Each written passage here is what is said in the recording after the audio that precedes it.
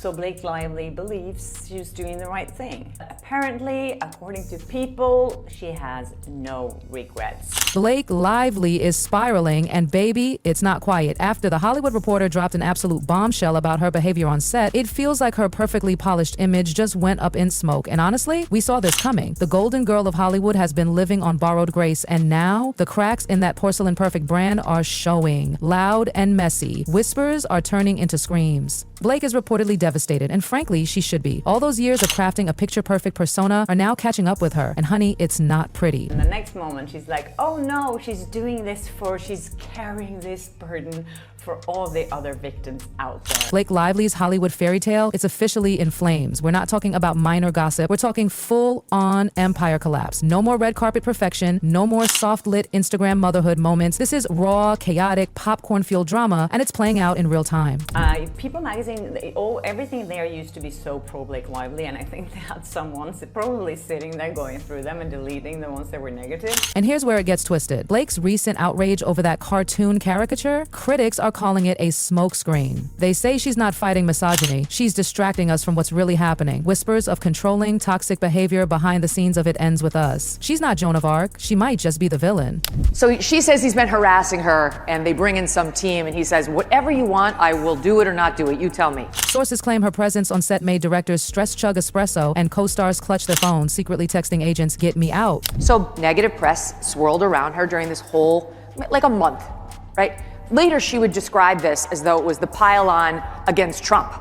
Honestly, it's like most of us, especially in Republican politics or the news, this is called Tuesday for us. But wait, enter Justin Baldoni, the real-life co-star turned co-defendant in this celebrity feud from hell. Mr. Baldoni. Blake's team tried to smear him, calling his direction chaotic and the production a circus. But Justin, he didn't flinch. He came armed with receipts. I'm going to give you a little background on it, and then you will be obsessed with it. And I'll tell you, there's a reason why conservatives in particular are following this so closely. It makes sense to me. All right, so you know who Blake Lively is, right? While Blake went full drama queen, Justin calmly slid his receipts across the metaphorical table. Emails, texts, statements. His response? Ice cold and airtight. And then Justin Baldoni did something very smart. He hired the lawyer who represented me in my fight with NBC News, which ended well.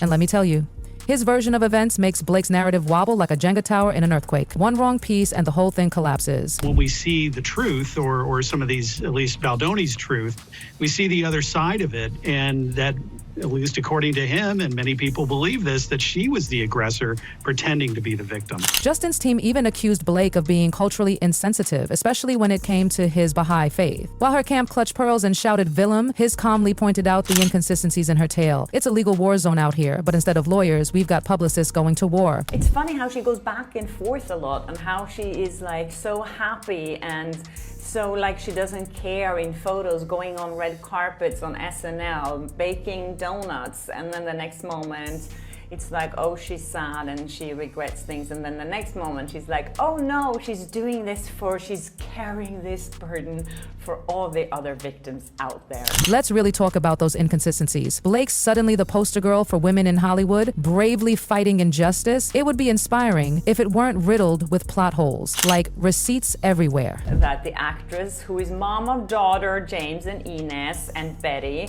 plus son Olin, with husband Ryan Reynolds, has her children's best interests prioritized through the legal process. Justin's camp dropped a dossier of evidence that could make a courtroom blush. Emails, text chains, eyewitness accounts, you name it, they've got it. It's like they prepped for this case with a law school syllabus and an FBI agent. There's so much going on in this world. I won't talk about all the serious stuff going on in this world because I think we have enough stuff to deal with that makes us depressed. And the Hollywood Reporter expose, it didn't just toss shade, it opened the floodgates. Blake was painted as a micromanaging obsessive diva who strained everyone on set. This wasn't a boss woman moment, it was damage control gone off the rails. He told us that Justin Baldoni claims she tried to take over his movie because she has a history of saying, okay, I'll be the star, but what I secretly want to do is direct it and edit it and produce it. She called the cartoon, but critics weren't buying it. They say she's dodging the bigger issues like her own manipulation and contradictions. It's giving distraction tactic, not righteous fury. What's going on here? What does he say? Why is he suing them? And Justin's strategy? Baby, it's a masterclass in damage control. While Blake cries to the public, Justin calmly hands over evidence. Insiders are asking, is Blake really the victim here, or just a master of controlling the narrative? They instantly started spinning. I believe that they are going to be able to prove in court that this was personal.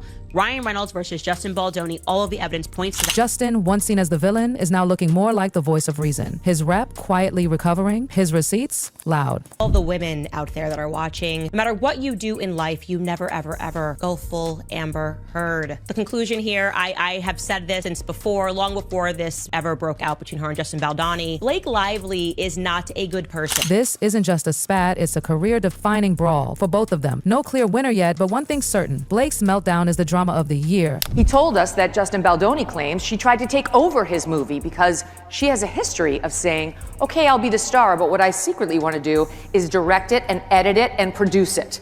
I want all the roles for me and only me. I want full control because I am a controlling bully. And now, lawsuits. Because nothing says I'm totally fine like dragging someone to court. Blake's lawsuit, she pitched it as justice, empowerment, but the internet called BS. It's giving full-blown PR spin. He hired the lawyer who represented me in my fight with NBC News, which ended well. His name is Brian Friedman, and he's a legal genius. Highly recommend if you ever, God forbid. And Brian Friedman knows how to fight back against a bully. This wasn't about accountability. It was about image rehab. After it ends with us imploded, she needed a rebrand fast. Enter courtroom.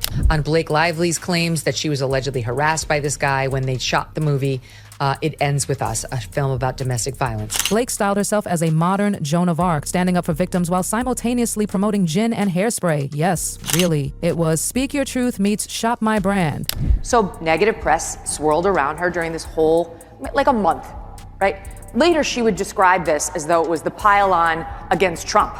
Honestly, it's like most of us, especially in Republican politics or the news, this is called Tuesday for us. And the spontaneous expose with the New York Times? Yeah, not so spontaneous. Leaked metadata showed she had this plan for months. This wasn't activism, it was strategy. Storyboarding like it was a Netflix series. And for you to do the opposite and just imply, again, more toxic crap and negativity about anything this man does must have been to seek pleasure? I mean, you were so full of yourself. Her lawsuit felt more like a press release with legal backing. Paparazzi caught her looking sad at a horse event. Cue the sympathy tour. Was it guilt? Regret? Or just another scene from the Blake Lively Image Control Theater? And the Daily Mail. Oh, they were eating this up. They plastered photos of Blake looking tearful, somber, and pensive, like she just realized her publicist quit. The captions may as well have read, Sad Blake, the miniseries. Whether it was regret or just a well-timed PR stunt, people weren't buying it. The public speculation was instant. Was she rethinking everything? Was the lawsuit backfiring? Or was this just another act in her performance as Hollywood's misunderstood sweetheart? Then, People magazine jumped into the chaos, with sources saying two totally different things. One claimed she was doubling down on her mission, the other whispered she regretted everything. And honestly, that contradiction, so Blake. Then there was the weird celestial language coming from her team. Blake's beliefs remain unshaken. Are we talking lawsuits or star signs? Her PR statements were so vague they could double as astrology readings. No clarity, no receipts, just vibes. And let's be real, this whole Sad Blake arc is feeling very script. From her paparazzi strolls with the perfect lighting to emotional exclusives, it screams, feel bad for me, not mad at me. But while she's rehearsing for her next sympathy post, Justin's team, busy stacking evidence like it's a courtroom Lego set. And baby, Justin didn't just clap back, he rolled in with a color-coded PowerPoint, emails, messages, call logs, receipts stacked higher than Blake's red carpet heels. They even alleged that Ryan Reynolds, yes, Blake's own husband, was in on it. According to Justin's camp, Ryan tried to blacklist Baldoni across Hollywood,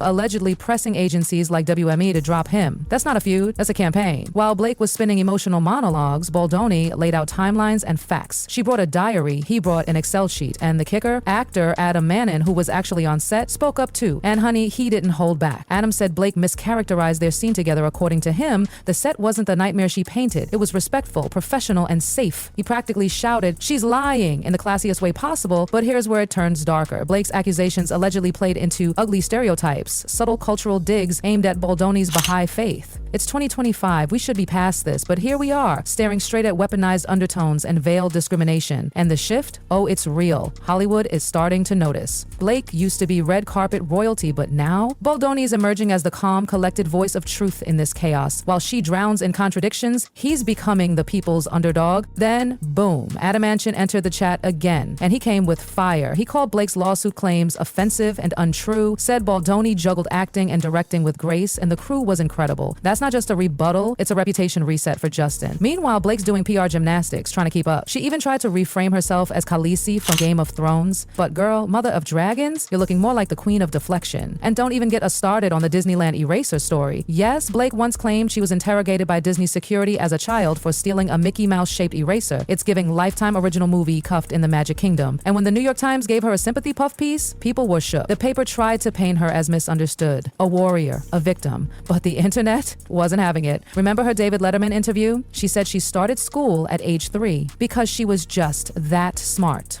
Humble brag or rewrite, either way, the embellishments keep stacking. Even her appearances on Saturday Night Live were calculated. One moment she's baking cupcakes, the next she's casually name-dropping trauma like it's part of her skincare routine. It's like PR whiplash. Wholesome one day, crusader the next. And during the A Simple Favor press tour, she pushed Ryan Reynolds' aviation gin so hard you'd think she was getting commission. Dark movie vibes, followed by try this smooth citrus forward spirit. The whiplash was real. Her red carpet appearances too, every photo was posed to perfection, but now those poses feel more like armor than authenticity. The sad truth, Blake might just be the queen of image control, but even queens fall. And the internet sleuths, they've clocked in. Screenshots, metadata, timelines, they've dissected every move. And the spontaneous lawsuit, yeah, it wasn't spontaneous. Metadata showed Blake's team started planning this months in advance. Girl wasn't just reacting, she was preparing for war. And here's the twist of the knife. Blake used to be People magazine's darling. For years, they treated her like Hollywood's golden girl, glowing articles, dreamy quotes. But lately, even People's tone has shifted. Sources close to Blake now say she's rethinking her choices, maybe even regretting this lawsuit entirely. It's not just gossip, it's a full-blown narrative collapse. So what's next? Blake's future is dangling by a thread. Her brand was her superpower. Relatable, glamorous, funny, untouchable. But the gloss is fading fast. In Hollywood, reputation changes faster than streaming trends. One day you're a star, the next you're a cautionary tale. Redemption arc? Maybe, but she better act fast. Because if this lawsuit drags on, she's staring down a PR nightmare that not even her most loyal fans can clean up. And don't forget the cherry on top. Justin Baldoni and Blake weren't even speaking by the time the movie premiered. He had to stay in the basement, allegedly. And Ryan turned on Justin too. It's like Mean Girls, but with lawyers and NDA. So now Blake's stuck in a script she can't control. The one where she's no longer the heroine. And the audience, watching every twist. Her brand of relatable glam is officially under review. Her silence, loud. And Ryan Reynolds, suspiciously quiet. The perfect couple brand they curated, it's showing cracks. And let's be honest, Hollywood remembers. Blake's feud isn't just about It Ends With Us, it's about how she's handling it. And baby, the reviews are rough. As more cast and crew speak up, as more receipts surface, as more contradictions leak out, Blake is running out of lifelines. Her image is no longer the fortress it once was. It's looking more like a house of mirrors, each one reflecting a version of her that's harder to recognize. So here we are, Blake Lively at the crossroads of icon or implosion.